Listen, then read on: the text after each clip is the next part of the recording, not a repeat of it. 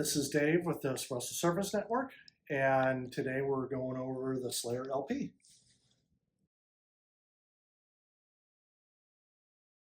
More restrictive flow.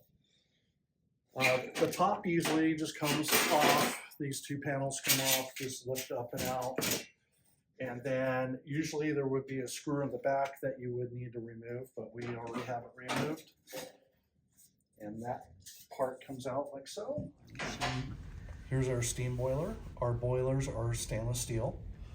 And then we have individual brew boilers. So this is a true group, so we have two individual brew group boilers. Okay. So the way the steam valves work is they are using electro valves. And of course, one position on, if you pull down on your lever, the steam valve will stay on until you lift up on it. And then if you go all the way up on your steam lever, it's momentary, just opening the valve. Yeah, so the way the steam works is this is using an electro valve. So the handle is just tripping a magnetic reed switch depending on its position. So down, it's constantly on. Okay. And then you would have to lift up to shut it off. Okay. And then up is just momentarily activating. So the up would be if you're purging your steam ones. Yes. Okay. So some of our components that we have is our heating element right here, our safety thermostat. So if we get a dry boiler situation, that'll trip and stop the heating. So do you need to change your heating element? Only when it breaks. Yeah, only when it breaks. So and then what about your safety? You should never have to change it. Okay. Unless there's something affecting it. Okay, so affecting it, I mean by like bad wire connections, which will cause superheat. The connections on the safety thermostat itself. what would trigger you to change a safety? What would you see? If I looked at it and I saw these wire ends all burned up or discolored, which means they've had a lot of heat buildup there. You would change it. Then I would change it. Okay. But other than that, a tech wouldn't go in and change that. Maybe no, once every. It's not even an item you would think about changing unless it's had repeated issues of being tripped. Okay. That would be the only time I would then recommend changing it. Awesome. Okay. But we would need to figure out why it's tripping. That's the other issue too. Okay. So don't just change it. It can self-trip itself just by the heat in the terminals, because that will heat up that whole area and it'll trip itself. Okay. What trips it? Is it? So typically it's a dry boiler situation. In other words, our water level got so low that it exposes the element, which will generate a lot of heat. Oh, it's not generating the steam anymore, it's generating heat. I got you. And that's what's going to trip that. So tripping that, not only it saves your element. Yes. Burning out. Okay. Heating element.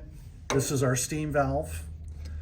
It is a low voltage steam valve. It's only 24 volt direct current. Now, how often would you change that? Probably on this every 2 to 3 years. Here again, it depends on volume. Okay. So if it was a high volume situation. If it's high volume, I would probably do it every other year. Now, should you wait for it just to fail, or? I know. And why? So here's the reason why: is when it fails, generally they don't fail big. They'll fail in a way that steam is constantly flowing through. So now you've created, when you go to shut it off, it's not shutting off completely. Oh, the steam wand will always be open. And this will be leaking steam constantly, which creates a burn hazard to your baristas. I gotcha. Okay.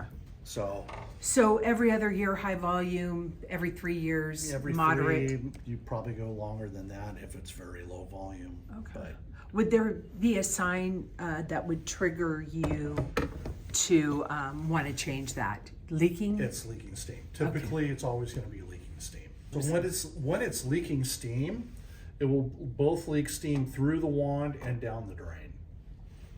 So this is a drain. So would it leak at the? No. Where does it leak? It just leaks. This is going down into a drain connection.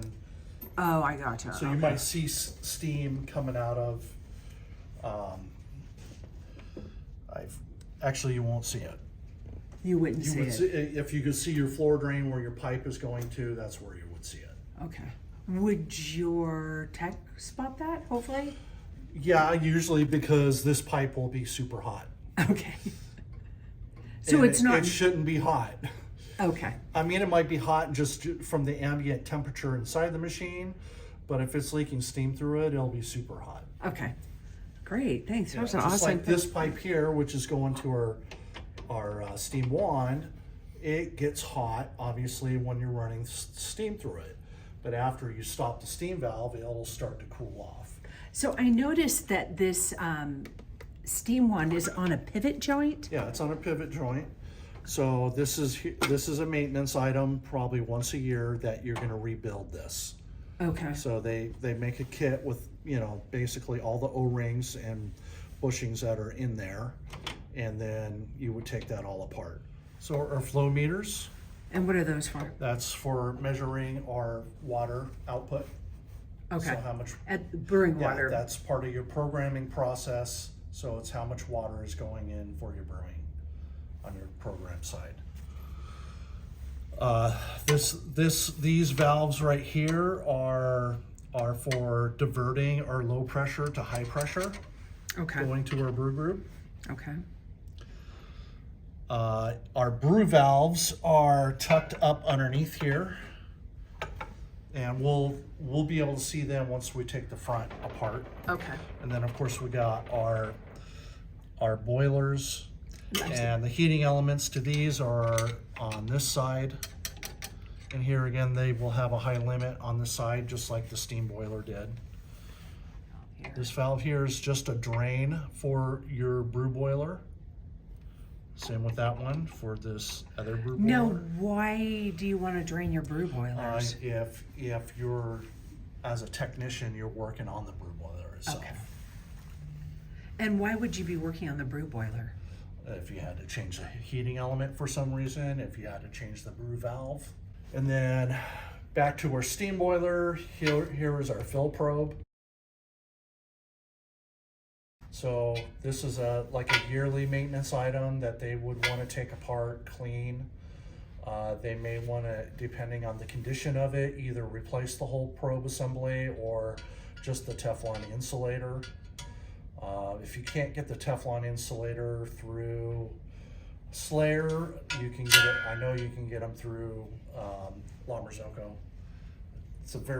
The fill probes are a common item Okay. that everybody uses. Okay. What if you don't clean it? It affects. You always want to disassemble it and clean it. If they're high volume, you may want to do it every 6 months. Okay. And the reason being is any hard water going to it is building up on that probe. Okay. So, because the probe itself has an electrical current going through it. Gotcha. Although it be low voltage, it's still, that's attracting minerals to it. Okay. That's a and nice tip. also, another big thing is just,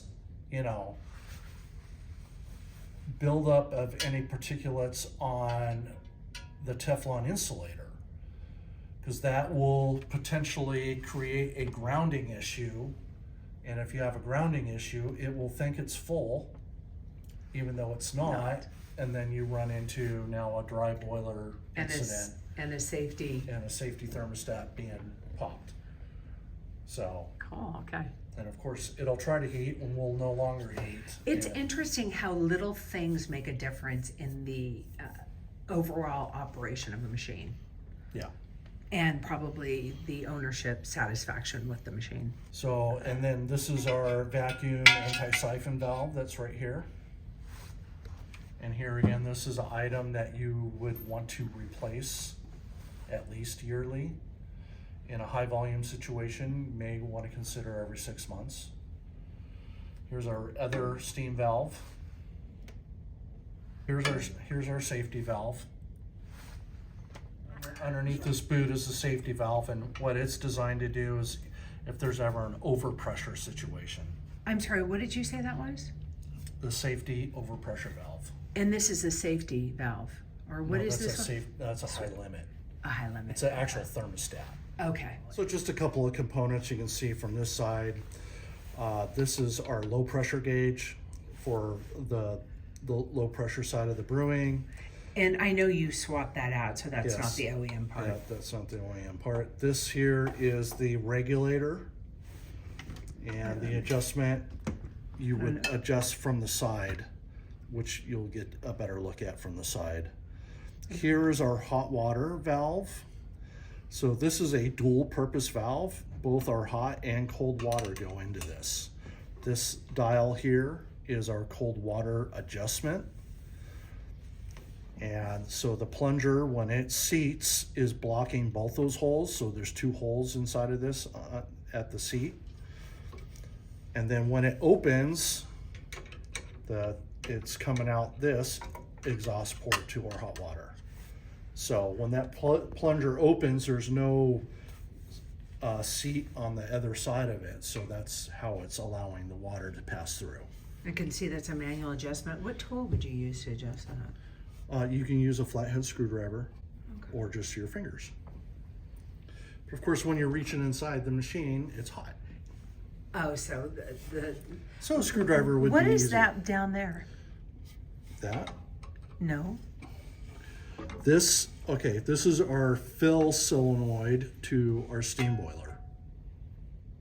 So that's what puts the cold water into the steam boiler. Every time the water level gets low enough, the machine's going to open up that valve to refill the steam boiler. Okay.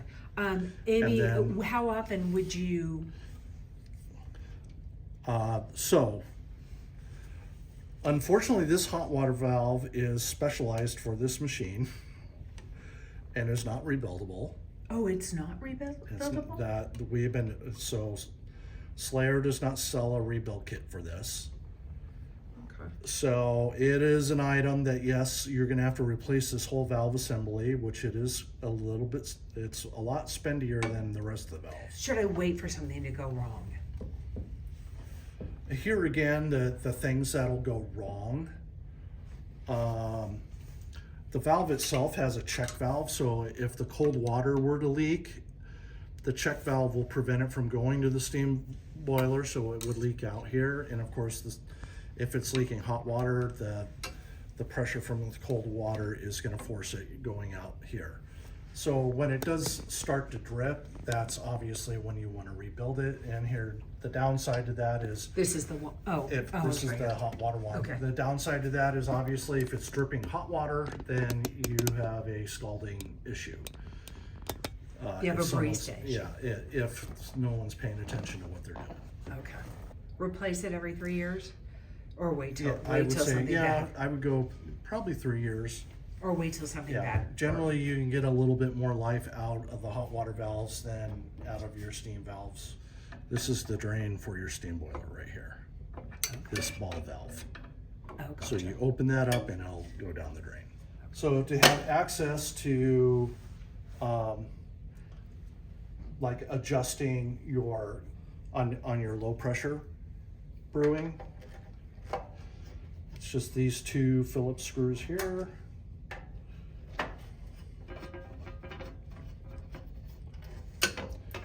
And then that just comes out like so.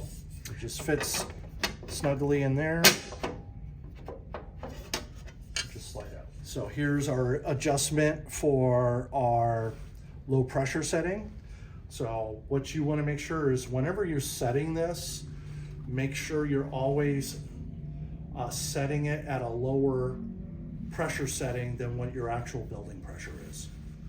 So let's say your building pressure is 45, you would probably want to set it to 35 or less. Don't go below 20.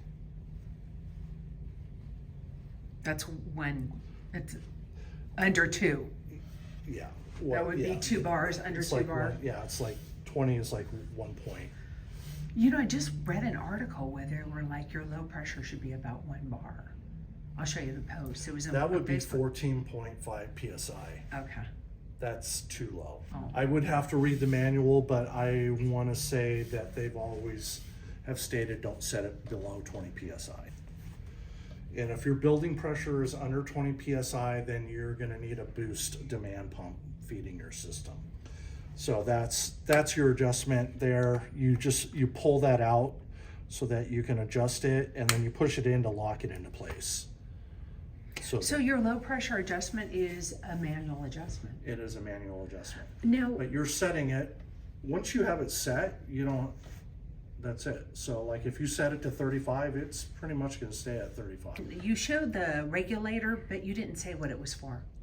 I don't That's believe. what the regulator does. Oh, okay. That adjusts. So a regulator, depending on your set point of the regulator, that's what it will stay at. Now, what if you have a building that has pressure all over the place?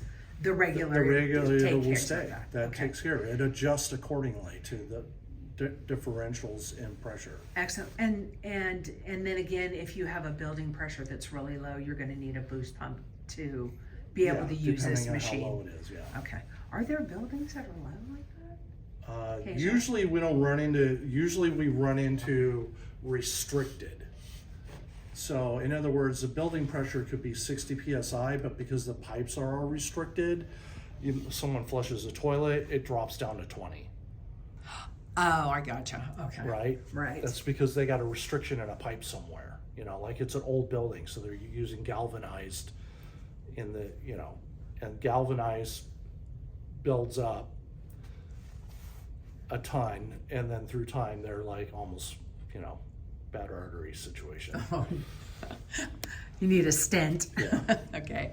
All right. Okay. I've only ran into one situation where we had to put a demand boost pump, and it was for that very reason. Well, where was this at? It was in Coeur d'Alene at an old restaurant that had it was all galvanized plumbing. All right. And it was just like, you were at 60 psi, you started running the water, it just dropped down below 10. Yeah, we had to put a demand boost pump right there for the machine. And so if you look at the pump here, so they've got a nice pressure gauge on the pump, so when you're doing adjustments, you can see what the pressure is right there. Yeah. And that's your adjustment but you'll see there's two lines here. The one's going in and it's branching out from there. This is your low pressure line, which we'll go over in the machine, goes to a regulator to regulate that pressure. Okay. And then of course the other line is going through a pump, which is being boosted coming out here. Gotcha. This line's going to your machine. Okay. So, just to clarify, the Slayer V3, so this is the Slayer LP. The Slayer V3, the pressure is controlled in line with the pump. Yes, the pump is always running, it's always at high pressure. What you're doing is restricting the flow. Okay, great. That's fine. Okay. You're diverting that, with a more restricted flow. So here's our two lines coming in. This first line right here, this is our low pressure line that's not off the pump. Of course, that's feeding our cold mix. It's feeding our pressure regulator. It's also feeding our fill valve to the steam boiler. And then our secondary. So that is all outside the pump. Yes. Okay. It is not going through the pump.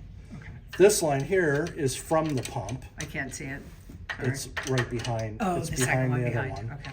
And that is just curving up here and dividing up to our two valves here. And that brew valves. Yeah, so these are not brew valves. These are our switching valves from high to low pressure. We have a high pressure line going in here, same with over on the other valve. Our low pressure line is coming in from the other side of this valve, on the top of the valve. Okay. Coming in this way. So if the valve is not activated, we have low pressure water coming through, going to our flow meter through our brew group. If If this is energized, then it closes off the low pressure side and allows the high pressure water to flow through. Ingenious, okay. So that's what that valve does. It seems very simple and basic. Yes, and that's the way anyone that does either restricted, super restricted, or low pressure setting, they'll all have this. This is just an additional valve to the brew group that is switching, between high and low.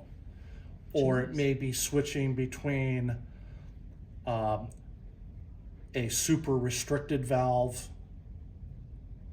versus just our normal restricted flow. And then of course our brew valve is behind here. It's actually attached to the brew group itself. And that's what allows the water to go to our brewing, our screen, our portafilter down to our cup. It's just basic programming. Our pre-infusion state is based on time. Okay.